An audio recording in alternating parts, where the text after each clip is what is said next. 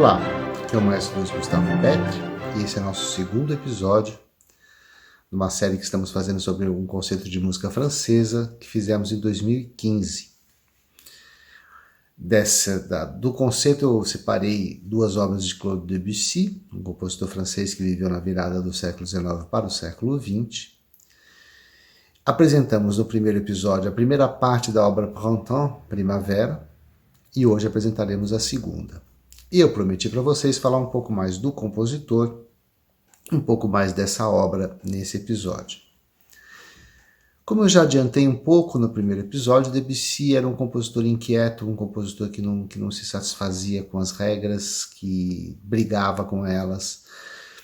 E ele, dentro do Conservatório de Paris, quando ele começou os estudos de música, ele criou uma série de inimigos e amigos, ele era amado e odiado pelos professores, mas ele surpreendeu muitos deles quando ele venceu, em 1884, o Grand Prix de Rome, o Grande Prêmio de Roma, que era uma das maiores condecorações, prêmios franceses na área da música. Ele venceu e o prêmio desse concurso era ir para a Vila de Medici, na Itália, passar um ano estudando com os melhores professores, tendo todo o conforto, né, acomodação, alimentação. Ele não tinha que se preocupar com nada, tinha até uma pensão. Mas ele reclamava de tudo, ele tem reclamações dele da comida, reclamação do quarto, reclamação do piano, ele era um reclamão. De qualquer jeito, ele era obrigado pelas regras do prêmio a compor, né? Ele tinha que compor regularmente. E nesses 2 anos que ele passou lá, ele compôs 4 obras importantes, né? 2 delas ficaram mais conhecidas. A La Demoiselle Lue, que é uma cantata que foi responsável, inclusive, por ele começar a ser conhecido, um pouco mais conhecido no meio de composição. E essa, Printemps, teve uma fantasia para piano e um poema sinfônico que não vingaram. La Demoiselle Lue, ela foi editada, foi executada, mas Printemps não. Ela tem uma história um pouco curiosa, um pouco obscura. Quando ele se propôs a compor, ele já começou com uma certa ideia daquilo que alguns chamam do impressionismo, outros chamam de uma maneira de... Ele não gostava desse termo, mas era essa maneira de você representar na música as sensações que você sente, e não exatamente uma descrição, como o quadro, como a gente falou no último episódio, como os quadros dos impressionistas, que foi uma escola francesa do final do século XIX.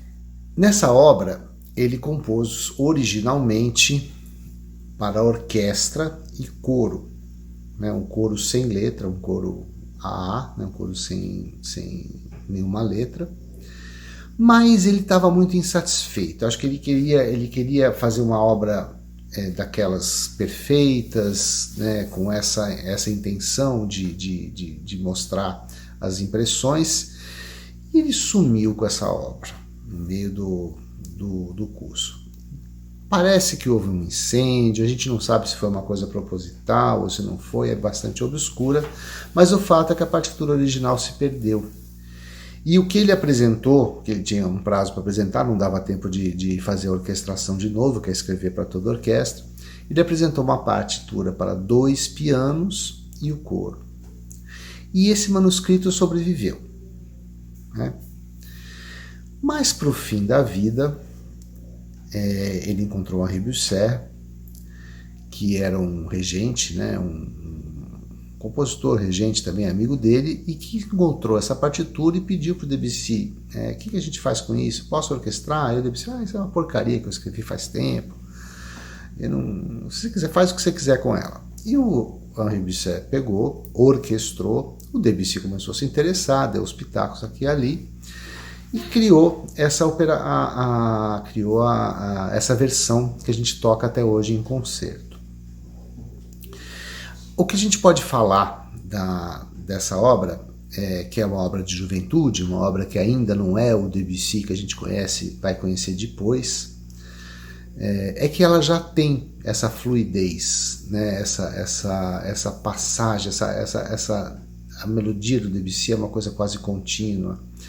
Ele estava meio impressionado com Wagner, que criou um pouco desse discurso contínuo, mas ele já tem nessa obra, já dá para perceber esse frescor, essa ideia nova de que a música ela passa sensações e não passa descrições.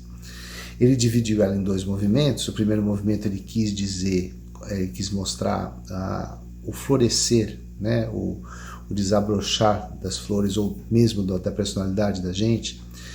E no segundo é uma festa, a segunda é uma dança, é uma alegria da primavera.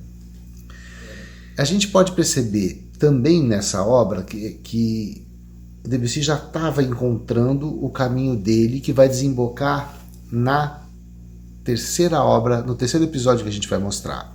No terceiro episódio a gente vai mostrar uma obra muito especial, que foi a grande obra que lançou Debussy para o mundo.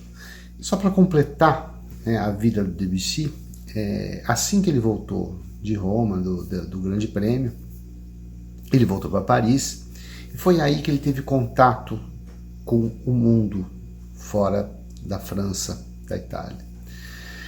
Nessa época começaram a chegar os russos. Ele assistiu um concerto com Korsakov, regendo obras dele mesmo. Korsakov foi um compositor muito importante russo e que meio que modificou a orquestração, né? Quase o pai da orquestração do século XX.